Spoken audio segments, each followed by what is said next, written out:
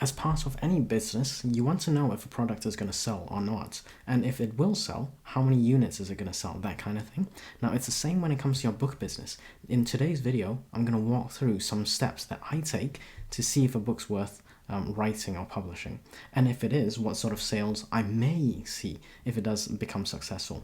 Now, just a reminder, there's no guarantee that anyone is going to buy my book or your book. They may not even see it, so there's no chance of being bought, But I prepare myself to assume that I may make 0 sales. Like mentally, I'm prepared to make no sales whatsoever.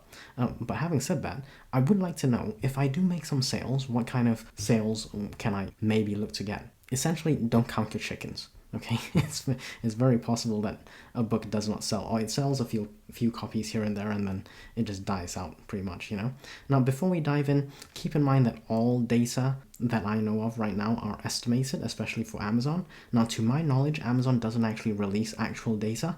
All softwares and tools or whatever it is you're using, it's going to be based on estimated data. Okay, so the only way to know actual sales data is if you have someone's book and you have access to their dashboard, and you can kind of correlate everything. So yeah, that's just a little thing that I want to keep in mind throughout this video. Okay, now take any sales figures with a pinch of salt. If you want to be conservative, take it with a mountain of salt. That's fine. If you resonate with any of that, drop a panda emoji in the comments and give the like button a cute panda cuddle. Now, first off, we talk pretty much all about analyzing your fellow authors. Some call this competitor analysis, others prefer something a bit more friendly, and they refer to this as analyzing the market for demand or something like that. Essentially, you're trying to find books that are similar to yours so that you can have like almost a like-for-like comparison. Obviously, not all books are going to be the same. In fact, no 2 books will be the same, probably. So it's unlikely that you're going to get exactly the same book, even though you write in the same genre. Some people might just prefer something by one author and not the other. That's just life. And what we're going to do is we're going to check the bestseller rank, okay? And we're going to estimate and see how many books this thing sells, and we're going to go through, I would suggest, quite a few books. All right, so you get a feel for how many books in this category or this niche these authors are selling. This way you can kind of have a feel of what sales people are making, not profit, just sales, so how many they are selling per day or per month or whatever it is. You can also use things like Keepa charts, KEEPA, if you wanted to, or if you have access to that kind of shows the sales ranks moving up and down. It's kind of similar thing, but again, it's all estimated data. I think Keepa is actual data, but it's delayed, so it's still going to be a bit slower than real time. Just a reminder, don't forget to hug that like button like koalas hug trees. Before I forget, I want to make sure you know that seasonality also influences revenue projections. So for example, if you write a book that's, Valentine's Day, let's say, then it's going to pick up into Valentine's Day, and then it's going to drop off pretty much after, okay? And that's similar if you do something like Christmas or whatever it is, So you have to keep in mind that seasonality does actually play a part in estimating sales figures. So make sure you take that into account when you do your projections of numbers. Now, once you've got like some idea of how many units of books these are selling, then you can start to drill down about pricing strategies. Now, how much do you plan to price your books at?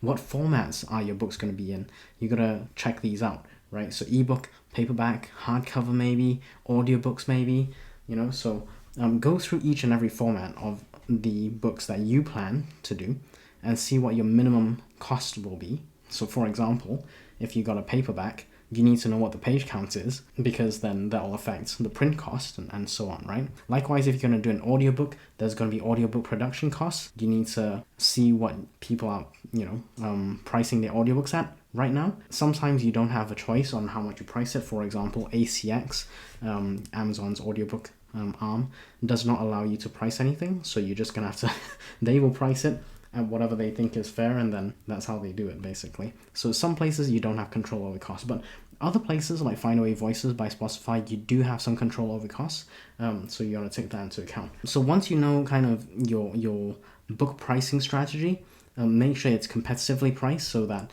you can actually sell some books compared to your fellow authors or competitors.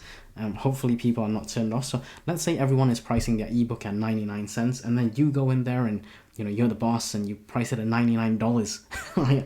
I can near guarantee that not many books are going to sell at $99. Ebooks are going to sell at $99. Whereas the 99 cents one will probably move much faster. So that's something you have to kind of play with. I would suggest just go with an average maybe, or go towards the lower end if you're unsure, and hopefully people will pick up your book and give it a chance. You should absolutely be marketing as well. I digress. Basically, you need to know what formats of books you're planning to publish in, get a pricing strategy for each of those formats, and then go to each individual distribution channel, so KDP, ACX, or Findaway Voices, or D2D, or Ingram Spark, whatever it is. Punch in the numbers to see how much those formats of books will give you in terms of royalties. All right, so that's an estimated royalty that you're going to get, and per unit of whatever you're selling. So ebook, paperback, hardcover, or audiobooks, for example.